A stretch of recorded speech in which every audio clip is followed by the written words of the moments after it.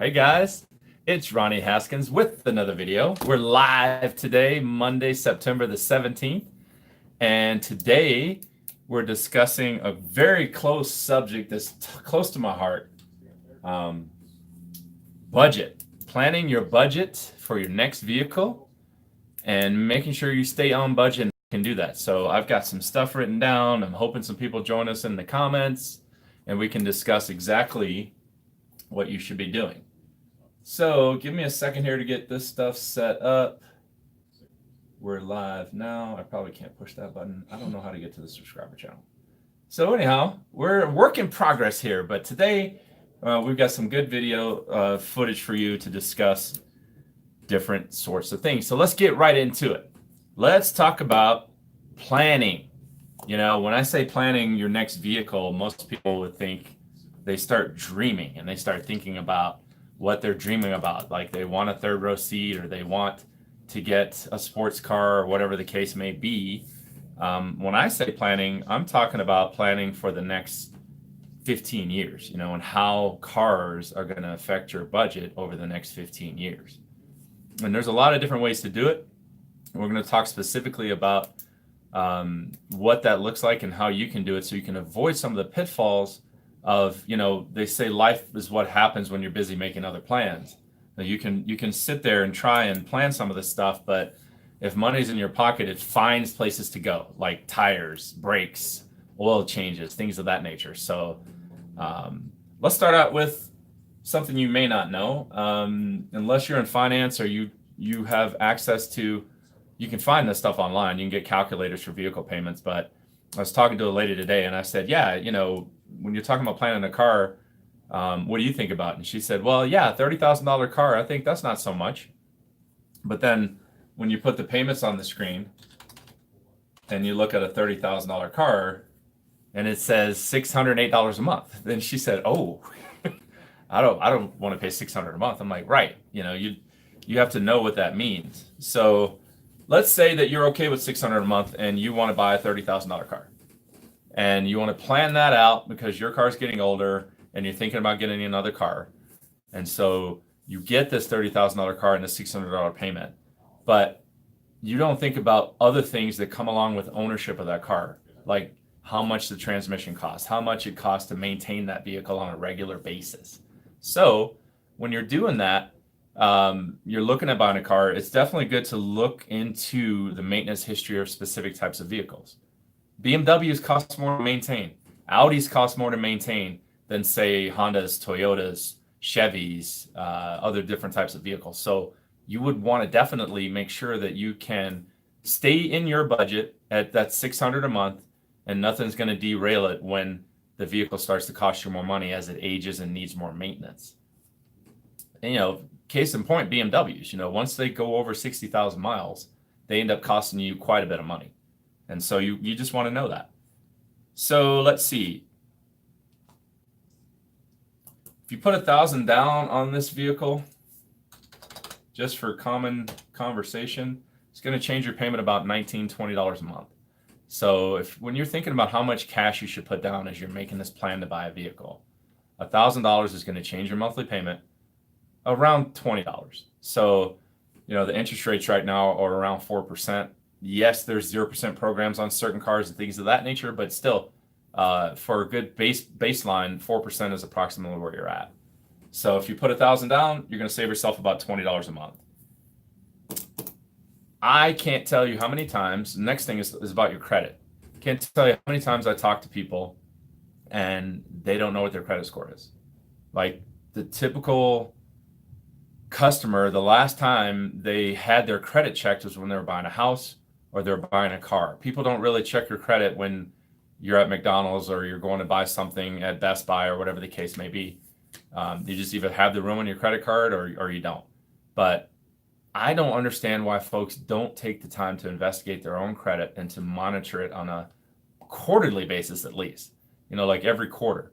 One good example about doing that, or one reason to do it, is because of the cybercrime we're having nowadays. You know, you can go into your credit and look at it and find out that someone has taken over an account or has added something to your credit that you just don't know about it right now. And so find out what your credit is. I'm not a particular fan of websites like Credit Karma or 1-800 free credit checks. Anything free just doesn't seem to get the job done. So what you want to look at is like the three bureaus: Equifax, TransUnion, and can't remember the other one. There's three of them, but you want to contact them directly. And if you want to know what's on, they'll give you a score if you pay for it. And then if you are on, every year you can go into annualcreditreport.com, and that will give you a free actual what's on your credit. It won't tell you the score, but it'll tell you exactly what's listed on your credit, what balances you have outstanding, and things of that nature. And you should investigate that for yourself. That way, when you're talking to me or any other car dealer, you'll know, all right, well, I qualify for this particular rate because my credit score is a 740.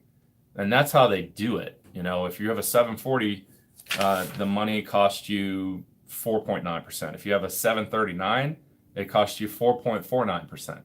If you have a 660, it costs you 5.74%. So the better your credit, the cheaper money is for you to obtain. So that's something you should definitely be looking into. So another thing I want to get into is, like, when we're talking about planning your vehicle purchases and you're looking at budgeting and things of that nature, it seems to me like in our society now, nobody wants to hear the word no. You know, no is one of those words that's just a bad word. I was down at the Broadmoor playing golf not too long ago, and they came out with a menu, and they were like, hey, we've got all this stuff on the menu, but if you want anything, our motto is to not say no. And so basically, you could order lamb chops, and they'll go whip it up and bring it right to the table, even though it's not on the menu. Now, granted, that's not going to cost the $15 that the rest of the food was on the table, but it's available in that particular type of setting. When you're looking at buying a car, sometimes it's okay to say, you know what, I can't afford this.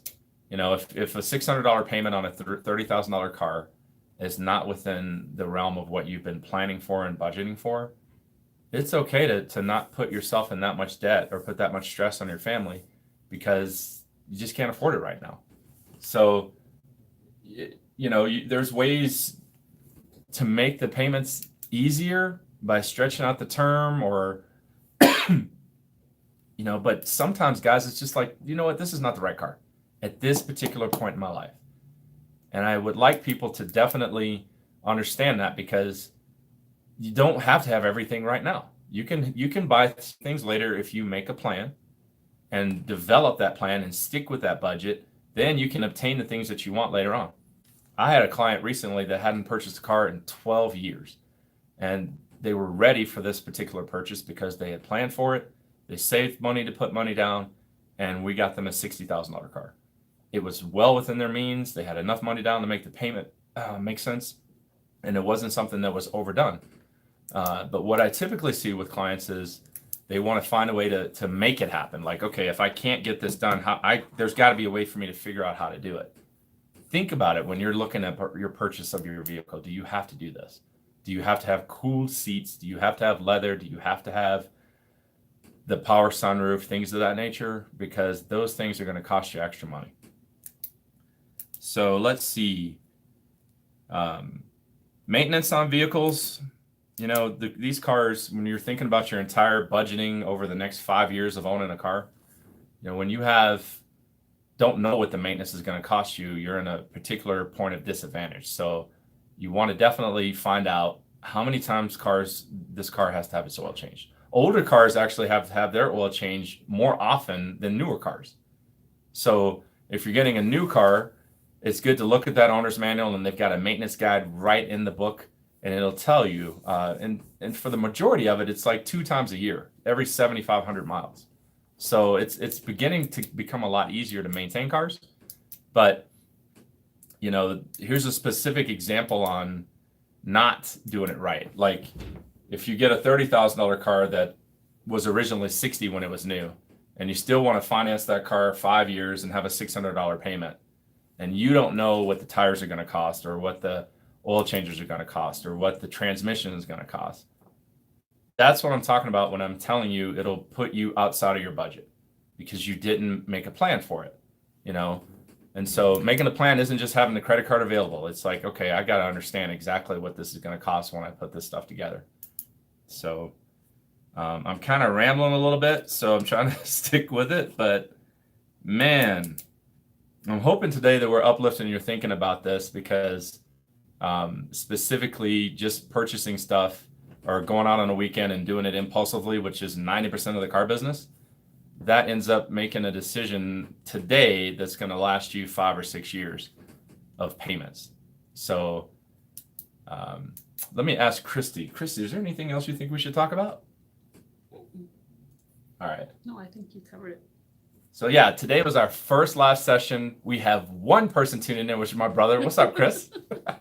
Did you have any questions, Chris?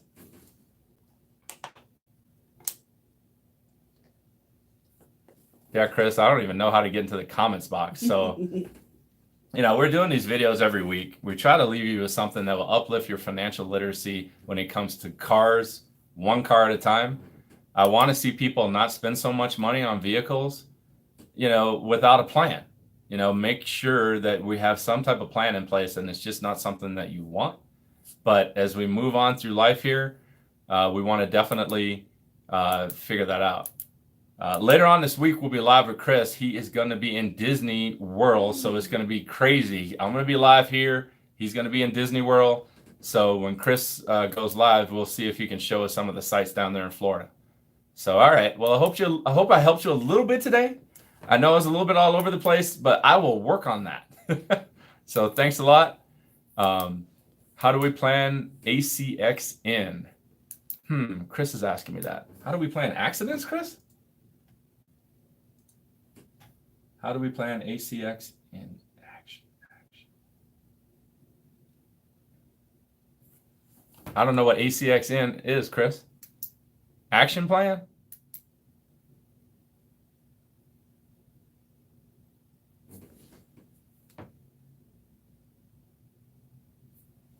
Chris tuned in, wants to know how we plan ACX in, and I don't know what that is. So, okay. Acronym. That's one I just don't know. Right. Nobody knows what that means. I don't know what it means. So, okay, maybe he's talking about I didn't give anybody a weight to plan. So let's talk about that. So here's a good example. Let's say you have, I always go to this one, but you're about to have baby number 2, and you've been driving a two-door sports car for years, and you're ready to get baby number 2. So when you're 3 months pregnant, it's time to start looking at it and figuring out what your budget is, how much you can spend on transportation. Stop worrying about if you're in love with the car. Being in love with the car is going to cost you money. So let's think about what you need. You need that vehicle to be safe. You need it to have lots of airbags. You need it to have a backup camera. You need it to be easy to get in out of the back seat so that you can get the child seat in. Things of that nature that you really don't think about when you're out there at a dealership looking at a shiny, nice new car. The shiny, nice stuff makes you spend a little bit more. So, a good example is maybe you don't need a luxury car right now because you're just having baby number 2, and you can get by with a minivan with cloth seats that will cost you a lot less money every month, allow you to take some of that money you were going to spend on a car and invest it in the marketplace, invest it in your future. Maybe you hadn't purchased life insurance yet. And if you're having baby number 2 and you don't have a life insurance policy yet, wrong. You shouldn't be putting that money in the cars. You can get a nice life insurance policy that'll help protect your family for when you're not there, instead of a nice little car for while you are there. So definitely look at that. Do you need all-wheel drive? Do you need, you really don't need a sunroof, guys, but if you do need one, great. But think about how much extra that's going to cost you. I like looking at the numbers, the specific things. If you plan to budget $350 a month for a car, but the one with the sunroof is $450 a month, and you start moving that direction and wanting to spend extra money just to have a sunroof, it's probably not the right idea. Stay on budget. Take that $100 you were going to take and spend on the sunroof and invest it into something else that's going to bring you a return later on in life, instead of right now in the car. So if I was making up an action plan for Chris, I would tell him to look at his current driving habits and find out how much he's driving per year. Look at what you actually need the car for and start writing these things down. Like, I need the car for this. I drive to daycare. I drive one kid to school. We go to gymnastics. We go to taekwondo. And we like to go on a trip to Disney World once every year. So once you get that stuff in your mind, then you can start looking at a list of what cars actually fit into that category. And then what cars fit into that $350 a month budget that you set up for yourself. And if anything that you're talking about pushes you outside of that that $350 a month, then you have to start checking it off the list. Like, we don't need the sunroof. We don't need the leather. We don't need the DVD player. iPads are a wonderful thing, guys. They're a one-time expense. So you can spend $300 to $500 on an iPad. And I'm telling you from experience, they last 5 or 6 years. I mean, they're really strong. And you can download videos and movies and headsets go in them so that when you're driving down the road, you don't have to listen to Moana. Hey, hey, hey, hey, you're welcome. Yeah, so definitely look into iPads instead of DVD players in the car. So write these things down, figure out which ones fit within the budget, and let's be adults. Sometimes the answer is no. And that doesn't mean no for the rest of your life. It just means not right now. What we need is a vehicle to get the kids to school, get them over here to the gym, go do this or that or whatever. But we don't need a DVD player right now, because that's going to push us outside of our budget and remove money away from where we're going to be investing. So if you don't have a life insurance policy, you're not investing in your future for your retirement, cars will take away from that. One of the best comments out there I've ever heard was like, I think it was Grant Cardone. It says, money finds a place to go. If you have availability of $450 a month, you were going to use $350 of that for a car. And then you make that happen. And that other $100 is in your pocket. It'll find an emergency to go to. It'll find something you'll find a way to spend that $100 a month if you don't go ahead and apply it towards your future. So get the investments set up, guys. So kids, another thing to keep in mind, guys, is kids get bigger. So if you're driving a sports car, it's funny that we have to talk about this, but when you're out there looking at cars, people don't even think that their kids get bigger. And some of our kids get real big, like tall and exponentially bigger. And so when you're like, oh, I can fit 3 kids in this particular car, don't think about today. Think about 2 years from now. They're 6. So 2 years from now, they're going to be 8, and so on and so forth. And so basically contemplate what's going to happen. Make a good long-term choice, at least a 3-year choice. If I can get you guys just to make a 3-year choice, you'd be in so much better position throughout life, and your car choices become easier. So, all right. Well, I rambled on a bit. This is the first time going live on YouTube. We are going to get a lot better at this, but I think the point of the matter is to talk about this stuff. I need your help. Please put in the comments box what you'd like to hear about when it comes to being an entrepreneur in the car business, or you've got some car questions that you want to ask. Please put it in the comments box, because I'm trying to look for some good content that I can bring you guys every week. Our videos will be produced every Monday, and so if you can join us, that'd be fantastic, and feel free to join in the comments. Hope you guys have a great day. Chris, be careful when you're out there driving down to Florida, and tell the nieces and princesses we said hello. All right, guys, have a good day. Bye-bye. Are you sure you